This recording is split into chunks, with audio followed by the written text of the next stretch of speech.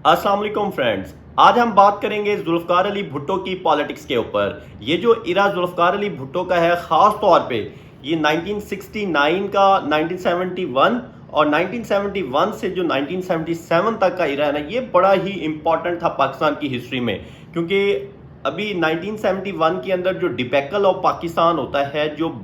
East और waste Pakistan जो है वो सेपरेट हो जाते हैं और ईस्ट पाकिस्तान जो है वो बांग्लादेश बन जाता है और वेस्ट पाकिस्तान जो है वो पाकिस्तान बन जाता है। उसके अंदर के जो मुहरक़ात हैं वो बाद में डिस्कस करेंगे, लेकिन आज जो हमने डिस्कस करना है वो है जुल्फ़िकार अली भुट्टो शहीद की जो पॉलिटिक्स है, उनकी पर्सनैलिटी को,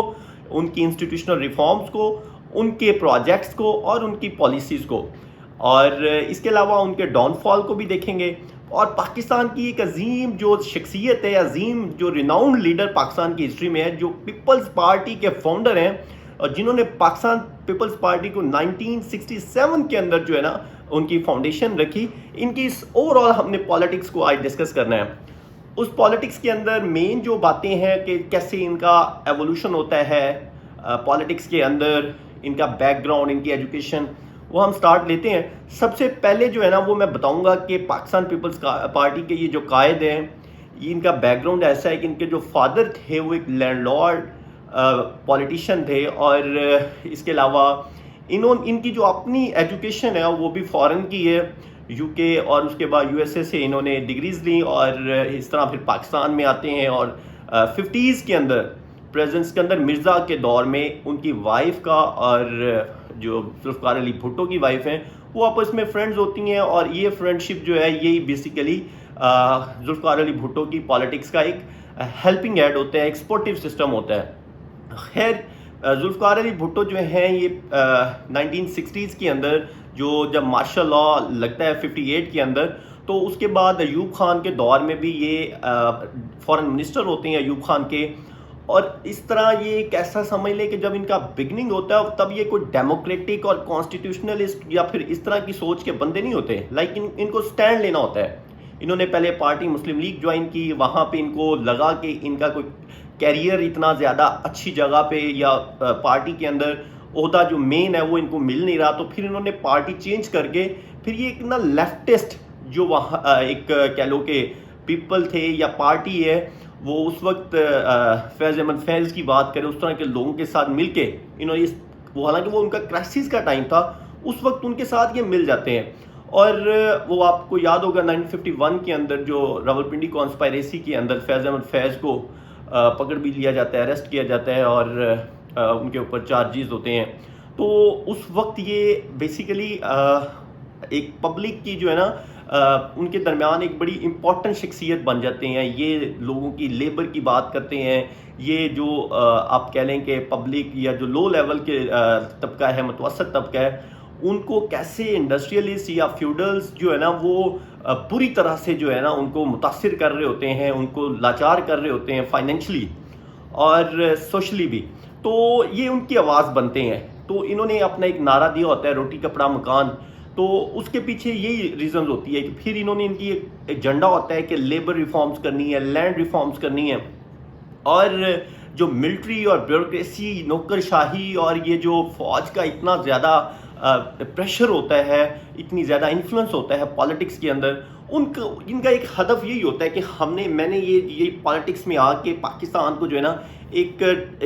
पाकिस्तान का एक प्रोग्रेस का एक एक्सट्रीम प्रोग्रेस पे लेकर जाना है। तो ये इतनी ज़्यादा एम्बिशंस के साथ जब पॉलिटिक्स में आते हैं तो इसके अंदर इनका अब देखना हमने ये है कि क्या ये सारी चीज़ों को कैसे मैनेज करते हैं। और इनके बारे में काफ़ी बातें हैं, लाइक बड़े दबंग और बड़े ऐसी ज़बरदस्त किस्म की स्पीचेस किया करते थे, और कह लें कि जी है ना बहुत ज़्यादा जो है कम्युनिकेशन स्किल्स थे इनके, लाइक फ़ौज के अंदर जैसे बोलते थे या इंटरनेशनल लेवल पे जैसे बोलते थे। तो इनकी ओवरऑल जो पब्लिक के अंदर डिमांड बहुत ज़्यादा थी, बड़े पॉपुलर हो चुके थे। तो 1970s के अंदर भी वेस्ट पाकिस्तान के अंदर जिस तरह पीपल्स पार्टी ने वाइट वॉश किया, वो एक बहुत बड़ी मिसाल थी। और इसके बाद जैसे ही ये पॉलिटिक्स में आते हैं, पहले ये 71 से 72 तक ये प्रेसिडेंट रहते हैं पाकिस्तान के, सिविल मार्शल लॉ एडमिनिस्ट्रेटर का इनके पास ओहदा होता है। اور اس کے وقت ایک پاکستان کے وائس پریزیڈنٹ بھی ہوتے تھے نور الامین. تو اس کے علاوہ ایک بڑی زبردست ڈیولپمنٹ ہوتی ہے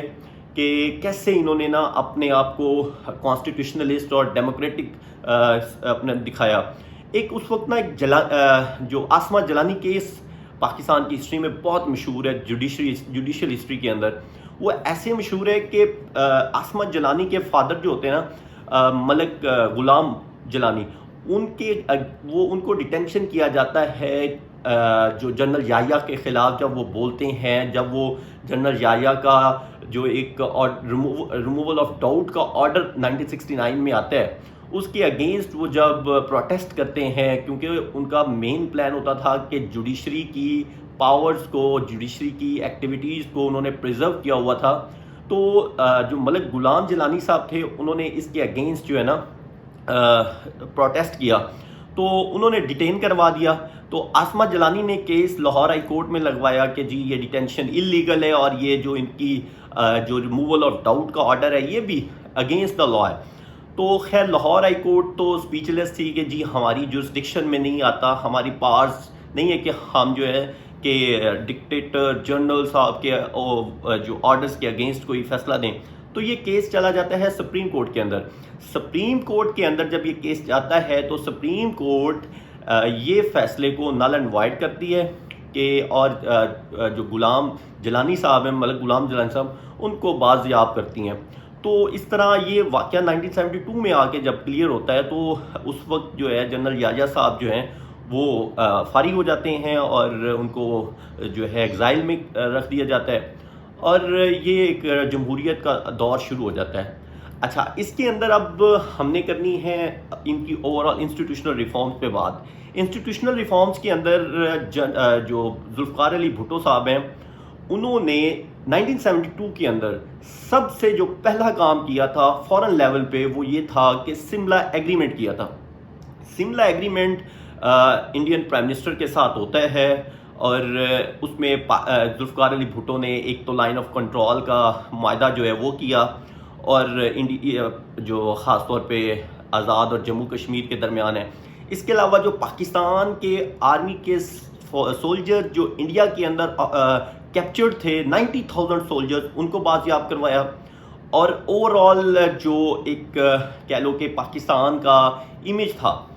اس کو سٹرینتھن کرنے کے لیے، سوورینٹی کے لیے، انٹیگریٹی کے لیے انہوں نے کاوشیں کی. اچھا، اس کے بعد جب یہ پاکستان کے اندر آ کے انہوں نے جو چینجز کی وہ یہ تھا کہ ملٹری کا جو ایک ڈومیننٹ رول ہوتا ہے جو ایوب کے دور میں یا پھر یحییٰ کے دور میں پالیٹکس کے اندر انٹرونشنز اور اوور آل سسٹم کو جو ہے نا کیپچر کیا ہوا، اس میں وہ چینجز لاتے ہیں. مطلب کمانڈر ان چیف جو اس وقت انہوں نے لگائے تھے وہ انہوں نے لگائے ہوئے تھے جنرل گل کو. جنرل گل کو جب لگایا تو جنرل گل آلسو سمجھ لیں کہ ایک بڑے خر دماغ اور بڑے بہادر تھے، اور وہ اتنی جلدی جو ہے نا وہ باتیں ان کی نہیں مانتے تھے، اتنے لائل نہیں تھے. تو کچھ ہی عرصے بعد، کیونکہ جو ذوالفقار علی بھٹو صاحب ہیں نا یہ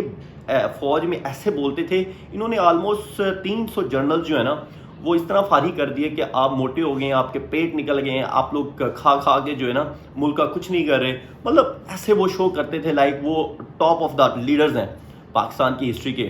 تو اس کے بعد جنرل گل کو فارغ کرنے کے بعد جنرل تکا خان کو جو ہے یہ کمانڈر ان چیف لگاتے ہیں. اور جو جنرل تکا خان ہوتے ہیں نا وہ بڑے لائل ہوتے ہیں ذوالفقار علی بھٹو صاحب سے. تو جنرل تکا خان کو اس کی لائلٹی کی بیس پہ کہہ لیں کہ ان کو ایک نیا عہدہ دیا جاتا ہے چیف آف آرمی اسٹاف. یہ جو چیف آف آرمی اسٹاف بنتے ہیں نا جی، اس وقت ایسا ہوتا ہے کہ انہوں نے چینجز لے کر آتے ہیں سسٹم کے اندر. سسٹم کے چینجز یہ لے کر آتے ہیں کہ جی آرٹیکل، ہاں مزے کی بات ہے کہ 1973 کا کانسٹیٹیوشن بھی بن جاتا ہے اسی طریقہ کار میں. اور یہ 1973 کا جو کانسٹیٹیوشن ہے اس کی جو کانسٹیٹیوشن اسمبلی کے اس کے پریزیڈنٹ بھی خود ہوتے ہیں ذوالفقار علی بھٹو صاحب، پیپلز پارٹی کے بھی چیئرمین، اس کے بعد جو کمیٹی کانسٹیٹیوشن بناتی ہے اس کے بھی، اور اسٹیٹ کے گورنمنٹ کے ہیڈ بھی. تو یہ 4-5 عہدے جو ہے نا یہ ذوالفقار علی بھٹو کے پاس ہوتے ہیں. تو یہ ایک بڑی اہم شخصیت ہے پاکستان کی ہسٹری میں.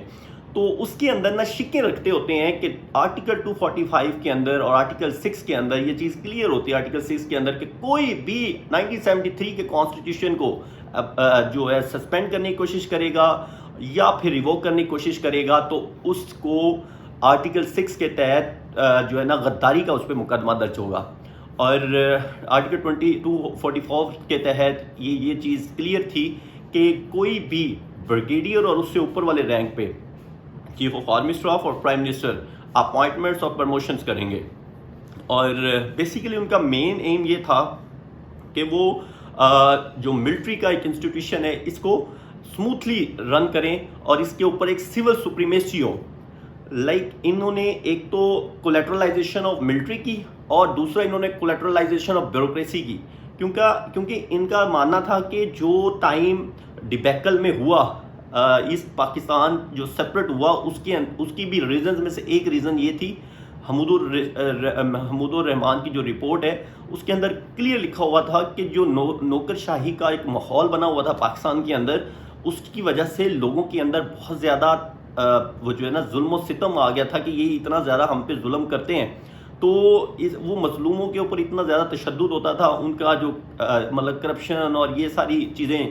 تو وہ سیکنڈ سٹیزنز کے طور پہ لوگ ٹریٹ ہوتے ہیں. تو اس دور کے اندر پھر یہ ہوتا ہے کہ پاکستان جو ہے وہ ایک نئے دور کی طرف آتا ہے اور بیوروکریسی کی کولیٹرلائزیشن کر کے، تو وہ ایک اوور آل سسٹم کے اندر جو ہے نا ایک سول سپریمیسی لاتے ہیں اور ریپرزنٹیٹیوز کی ایک عزت بن جاتی ہے، ڈومیننس ہوتی ہے پولیٹیشنز کی. تو اوور آل یہ میں بتانا چاہ رہا ہوں کہ اس کے بعد جو ہے نا جب یہ ہوتا ہے تو تیسرا انہوں نے ایک انسٹیٹیوشن بنائے، ایک تو ایف ایس ایف بنایا فیڈرل سیکورٹی فورس، اور اس کے علاوہ ایف آئی اے بنائی. یہ ایف آئی اے اور ایف ایس ایف بنانے کا مقصد یہ سمجھا جاتا تھا کیا یہ آئی ایس آئی اور آرمی کو کنٹین کرنے کا، ایک ان کی پاورز کو کنٹین کرنے کا ایک نیا طریقہ ہے، ایک نئی پروجیکشن ہے. تو اس لینس میں اگر دیکھا جائے تو ایف ایس ایف جو تھی وہ مین پرائم منسٹر کی جو پروٹیکشن کے لیے، پرائم منسٹر کی کیبنٹ کی پروٹیکشن کے لیے ایک فورس تھی جس میں 18,500 بندہ انہوں نے ریکروٹ کر لیا تھا. اچھا، اس کے بعد ہوتا یہ ہے کہ جو انہوں نے اکانومک پالیسیز ان کی اگر ڈسکس کریں تو اکنامک پالیسیز کے اندر ہم مین تو ان کی لینڈ ریفارمز، اچھا لینڈ ریفارمز ایوب کے ایرا میں بھی ہوتی ہیں، تو انہوں نے بھی جو اریگیٹڈ لینڈز ہیں جن کو نہری پانی ملتا ہے وہ انہوں نے آلموسٹ رکھی ہوئی تھی 500 ایک بندہ ایکوائر کر سکتا ہے. انہوں نے 500 کو کم کر کے 250 کر دیا، اور جو نان اریگیٹڈ تھیں، جو ٹیوبویل اور بارش کے پانی پہ تھیں، وہ جو تھیں وہ بیسیکلی ایوب کے ایرا میں 1000 ایکڑ تھی ایک بندے کے پاس، لیکن اب انہوں نے کر کے 500 ایکڑ تک کر دی. اور ان کا مین ایم تھا کہ یہ جو لینڈ ریفارم کر کے جو پیزنٹس ہیں، جو فارمرز ہیں، جو کسان طبقہ ہے نا، ان کو ڈسٹریبیوٹ کی جائے. اچھا، اب جو یہ ڈسٹریبیوشن تھی اس کے اندر کافی ہیلپ ہوئی، مطلب اراؤنڈ سمجھ لیں 0.6 ملین لوگوں کو فائدہ ہوا، لیکن ایوب کے ایرا میں کہا جاتا ہے کہ زیادہ بینیفیشریز تھے فارمرز. اچھا، اس کے علاوہ ایک تو یہ بات ہوگی، اور اس کے بعد انہوں نے نا لینڈ ریفارم کا کرنے کے بعد ایک لیبر ریفارمز بھی لائے، کیونکہ یہ جو ذوالفقار علی بھٹو صاحب تھے اس وقت اتنے ڈومیننٹ ہو رہے تھے، مطلب اپنی انٹرنل پالیٹکس میں بھی اور ایکسٹرنل پالیٹکس میں بھی، کہ انہوں نے ایک تو نیوکلیر پروگرام کا جو ایک پلان تھا اس کو مترادف کروایا، اور پاکستان کو ایک نیوکلیر پروگرام دینے کی اس کے لیے انہوں نے ایک پوری پلاننگ کی. تو ورلڈ میں جو ہے نا ان کی ایک اپنی ایک خاص ریکوگنیشن بن گئی. تو ان ساری چیزوں کو دیکھتے ہوئے جو مسلم ورلڈ ہے اس میں پاکستان کو بہت زیادہ اہمیت مل رہی تھی. جو مسلم بلاک نے جو آئل امبارگو لگایا تھا اس میں بھی ذوالفقار علی بھٹو کا بڑا اسٹرانگ کہہ لیں کہ انفلوئنس تھا. اچھا، اس کے علاوہ یہ کہا جاتا ہے کہ اس مسلم ورلڈ کے اندر جو پاکستان کی اتنی زیادہ ایسوسیشن ہوتی ہے نا، تو اس کی وجہ سے پاکستان سے لیبر جو ہے نا بہت زیادہ ایکسپورٹ ہوتی ہے. پاکستان میں جو متوسط طبقہ ہوتا ہے یہ ان کو ویزیز ملتے ہیں مختلف، سعودیہ، دبئی، جو ہے یو اے ای اور مسلم کنٹریز کے اندر. تو وہاں سے جب یہ کوئی تقریباً آلموسٹ جو ہے نا 10 ملین کے یہ ریکارڈ ہے کہ 10 ملین جو لیبر ہے وہ موو کرتی ہے. اور اس کا پاکستان کو بے پناہ فائدہ ہوتا ہے. پاکستان کے ریمیٹنسیز آتے ہیں, یہاں پہ ٹریڈ ڈیفیسٹ ختم ہوتا ہے, یہاں پہ کرنٹ اکاؤنٹ ڈیفیسٹ ختم ہوتا ہے, اور اوور آل جو ہے نا foreign exchange reserves boost up ہوتے ہیں, کرنسی جو ہے نا ڈیولیوشن ختم ہوتا ہے. تو وہ ایک بہت پازیٹیو تھا, اس میں لیفٹسٹ نے کا بلیف اس میں ان پہ بہت زیادہ بڑھ گیا. اچھا, اسی دوران انہوں نے ایک زبردست کام اور کیا جس کے ان کے مطابق تو ان کی جو سوچ تھی اس میں تو یہ تھا کہ پاکستان کے اندر سے جو انیکویلٹی کا گیپ ہے نا, ویلتھ انیکویلٹی کا گیپ, وہ ختم کیا جائے. اس کے لیے انہوں نے نیشنلائزیشن آف اکانومی کی. اب یہ بہت ہی خطرناک اور بڑا ہی ایک بڑا کام تھا جسے کہہ لیں. وہ ایسے تھا کہ انہوں نے جو 22 کہہ لیں کہ فیملیز تھی جن کے پاس انڈسٹریز تھیں, فیکٹریز تھیں, ان کے اوپر انہوں نے اٹیک کیا. انہوں نے فارن ملٹی نیشنل کمپنیز کے اوپر نہیں, جو انٹرنل پاکستان کی انڈسٹریز تھی, بینکس تھے, ان کے اوپر انہوں نے نیشنلائز کر دیا. ان کو ان کے اندر مینجمنٹ میں بیوروکریسی کی انڈکشن کی, اور ان کو جو ہے نا اسٹیٹ نے جو ہے خود جو ہے اس کی آنرشپ پکڑ لی. اس کا یہ حالانکہ یہ سلیکٹیو تھا, اور یہ نہ صرف انڈسٹریز, بینکنگ, ایجوکیشن میں بھی انہوں نے یہ تینوں سیکٹرز کے اندر انہوں نے اسٹیٹ نے یہ سب انڈسٹریز کو یا اسکولز کو یا پھر بینکس کو جو ہے ان کو, جیسے بینکس کو اسٹیٹ بینک کے حوالے کر دیا, اور انڈسٹریز کو بھی اسی طرح ہی بیوروکریسی اندر کی انڈکشن سے انہوں نے چلانا شروع کر دیا.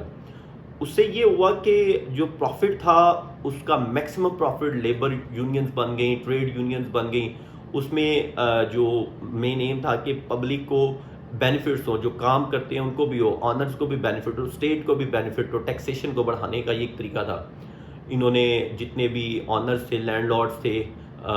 ان کے ویزاز جو ہیں وہ کیپچر کر لیے, ان کو موو کرنے نہیں دیا. لیکن اس کے کمپلیکیشنز بہت زیادہ آئے بعد میں, جو پروفٹ نہ ہونے کی وجہ سے انویسٹمنٹ کوئی نہیں کرتا تھا ڈر کی وجہ سے, اور اس طرح کے بڑے معاملات دیکھنے ہوئے. اچھا, اس کے بعد ہم بات کرتے ہیں کہ جو ذوالفقار علی بھٹو صاحب تھے نا,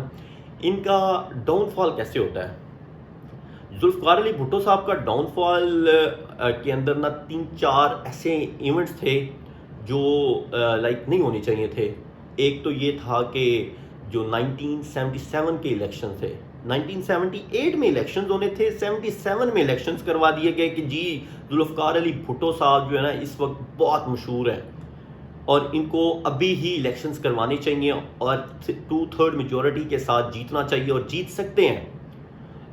خیر انہوں نے اتنی میجر ریفارمز کی تھی, اتنے اچھے میئرز لیے تھے, لینڈ ریفارمز, اس کے علاوہ labour reforms, nationalisation of economy کیا تھا, banking, education, nuclear programme, constitution, اور جو خاص طور پہ لینگویج کے ایشوز تھے سندھ کے اندر وہ انہوں نے ریزالو کروائے. تو ابھی بہت زیادہ ان کی پاکستان پیپلز پارٹی کی جو ہے نا مقبولیت تھی پاکستان کے اندر, انٹرنیشنل لیول پہ بھی پاکستان میں ذوالفقار علی بھٹو کے چرچے تھے. تو اس وقت یہ 77 میں الیکشنز کروا دیتے ہیں. ایک سائڈ پہ آل نیشنل پارٹیز کا الائنس ہوتا ہے, دوسری سائڈ پہ پیپلز پارٹی جو ہے نا پاکستان پیپلز پارٹی کنٹیسٹ کرتی ہے. تو نیشنل لیول پہ 155 سیٹس نکال دیتے ہیں, 30 سیٹس جو ہیں وہ ساری پارٹیز مل کے 36 سیٹس نکالتی ہیں. ایک بہت سٹرینج سرپرائز تھا سب کے لیے کہ یہ کیسے ہو سکتا ہے. اور پنجاب میں بھی اور دوسرے پروونسز کے اندر بھی جو ہے نا بڑی میجر سیٹس لیتے ہیں. اور مطلب سمجھ لیں کہ 1970 کے اندر اگر پاکستان پیپلز پارٹی نے 39% ووٹ لی ہیں پورے ایسٹ اور ویسٹ میں, تو اب انہوں نے ویسٹ میں 55% ووٹ لیے. تو ایک بہت بڑا جو ہے نا ووٹ انہوں نے لیا. تو اب یہ ہو گیا کہ اس ریزلٹس کے اوپر سب کو تشویش ہوئی اور ریگنگ کا رولا ڈال دیا گیا اور پروٹیسٹ ہونا شروع ہو گئے. تو اس پروٹیسٹ کو وہ ہینڈل کرنے کے لیے, کیونکہ ان کا ایک طریقہ یہ تھا کہ وہ آرمی جنرل کو, چیف کو اپنے ساتھ رکھتے تھے اپنی پاور کو اسٹرینتھن کرنے کے لیے اور انفلوئنس بڑھانے کے لیے اوپوننٹس کے اوپر. تو انہوں نے سوچا کہ مارشل لاء لگا دیا جائے اور اس لا اینڈ آرڈر کی سچویشن کو کنٹرول کیا جائے. وہ خود بھی ان اے این پی یا سب کے ساتھ جو ہے نا دوسری اپوزیشن پارٹیز کے ساتھ بیٹھ رہے تھے. اچھا، اب ہوتا یہ ہے کہ وہ ایون دو انہوں نے ایک اتنے ریولوشنری سٹیپس لیے کہ انہوں نے اسلامک شریعہ کا قانون جو ہے نا وہ پاکستان متعارف کیا، فرائیڈے کی چھٹی کر دی، اس کے علاوہ جو سسٹم آف زکوٰۃ ہے اس کو بہتر کیا، تو لیکن بہت لیٹ ہو چکا تھا۔ اب یہ ہوتا ہے کہ اسی دوران ہی جو ان کے بہت لائل، ان سے بہت ڈرتے تھے جنرل ضیاء، بہت ڈرتے تھے ذوالفقار علی بھٹو سے، کہتے ہیں کہ ایک دفعہ بھٹو صاحب آفس میں آتے ہیں تو ضیاء الحق صاحب جو ہے نا پہلے بیٹھے ہوتے ہیں، تو ضیاء الحق صاحب نے سگریٹ لگائی ہوتی ہے، تو جب وہ سگریٹ دیکھتے ہیں کہ ذوالفقار علی بھٹو صاحب آتے ہیں تو وہ جلی ہوئی سگریٹ جو ہے نا وہی اپنی پاکٹ میں رکھ لیتے ہیں، اور تھوڑی دیر بعد جب بھٹو صاحب دیکھتے ہیں کہ جی کسی کے کپڑے جل رہے ہیں اور دھواں نکل رہا ہے تو وہ حیران ہوتے ہیں اور کہتے ہیں یہ مجھ سے اتنا ڈرتا ہے، یہ میرے خلاف کیسے کھڑا ہو سکتا ہے، امپاسبل۔ اور اس کے کیونکہ میں نے جیسے شروع میں عرض کی کہ بھٹو صاحب کی بہت اسٹرانگ پرسنالٹی تھی، بڑی ڈومیننٹ پرسنالٹی تھی، اور اس کی وجہ سے لیکن لاسٹ پہ کیا ہوتا ہے کہ ضیاء الحق جو ہے وہ ایک دفعہ ایک اچانک نمودار ہوتے ہیں اور کہتے ہیں کہ جی اسمبلیاں ڈیزالو کر دی گئی ہیں، ذوالفقار علی بھٹو کو اریسٹ کر لیا گیا ہے۔ اچھا، مزے کی بات ہے یہ جو اریسٹ والا واقعہ ہے یہ کیا ہوتا ہے کہ یہ بات تو الیکشن سے ریگنگ کے ہو رہی تھی، اور اچانک ہی ایک جو 1974 کے اندر جو ذوالفقار علی بھٹو کے اوپر ایک کیس جس میں ان کا نام مشورے کے لیے دیا جاتا ہے، یہ ایک شک ہے 109، اس کے تحت کہ جی کوئی قتل کے اندر جو مشورہ دینے والا بندہ ہوتا ہے وہ ان کے اوپر ایلیگیشن لگتے ہیں، اور کیس تھا یہ کہ قصور کے احمد رضا قصوری صاحب تھے، وہ پیپلز پارٹی کے بڑے ممبر بھی اسٹرانگ تھے، تو ان کو وہ مروا دیا گیا تھا، اور ان کے جو بیٹے تھے احمد رضا قصوری وہ ایلیگیشن لگاتے ہیں کہ ایف ایس ایف کے تھرو جو ہے نا میرے باپ کو جو ذوالفقار علی بھٹو صاحب مرواتے ہیں۔ تو اب اس کیس کو ہی بنیاد بنا کے جو ضیاء الحق صاحب تھے وہ کورٹس کو ایسے ہائی جیک کرتے ہیں کہ لاہور میں مقدمہ بنواتے ہیں اشرا پولیس اسٹیشن کے اندر، اور پھر سپریم کورٹ سے بھی ان کی اپیل خارج کروا کے ان کو جو ہے وہ سزائے موت دلواتے ہیں، اور ان کو ہینگ کروا دیا جاتا ہے۔ تو یہ ایک ڈارک پیریڈ تھا، یہ اس وقت ایک ایسا فیصلہ تھا، ایک ایسا کام ہو گیا تھا جو پاکستان کی ابھی تک جو ہسٹری ہے اس کے اندر جو ہے پہچانا جاتا ہے۔ جوڈیشل مرڈر ہوا، اور رحم کی اپیل جو ہے وہ بھی پریزیڈنٹ جو یہ ضیاء الحق نے خارج کر دی، کہ اور پوری طرح تو جو ہے نا پاکستان پیپلز پارٹی کے اوپر کریک ڈاؤن کیا ہے۔ ایک لاسٹ پہ انہوں نے آپریشن فیئر پلے ہے جس میں وہ جتنے بھی پولیٹیشینز ہوتے ہیں ان سب کو جیلوں میں ان کو پوری طرح بین کر دیا جاتا ہے، پارٹیز کو ملک کے اندر جو ہے نا ایک ڈکٹیٹرشپ کا رائج ہو جاتا ہے۔ تو یہ ایک اوور آل پاکستان پیپلز پارٹی کی ایکٹیویٹیز میں نے آپ کے سامنے رکھی، اور کیسے وہ پاکستان کو ٹوٹے ہوئے کو ذوالفقار علی بھٹو نے انٹیگریٹ کیا، ایک نئی طریقے کے ساتھ جو ہے انفراسٹرکچر ڈیولپ کیا، انسٹیٹیوشنز کو بیلنس کرنے کے لیے، انسٹیٹیوشنز کو اسٹرینتھن کرنے کے لیے انہوں نے ریفارمز لے کر آئے۔ اس میں انہوں نے جو کرپٹ بیوروکریٹ تھے، کرپٹ جو آرمی جنرل تھے ان کو فارغ کیا، اس کے علاوہ انہوں نے متوسط طبقے کے لیے ریفارمز لے کر آئے، اور اوور آل جو ہے نا پاکستان کی جو گورننس ہے اس کو بہتر کرنے کے لیے ایک عظیم لیڈر کے طور پہ سامنے آئے۔ اگر آپ کو جیسے ہماری یہ سیریز چل رہی ہے، یہ اس کی ویڈیوز اچھی لگیں گے تو آپ سبسکرائب کریں چینل کو، کمنٹ کریں اور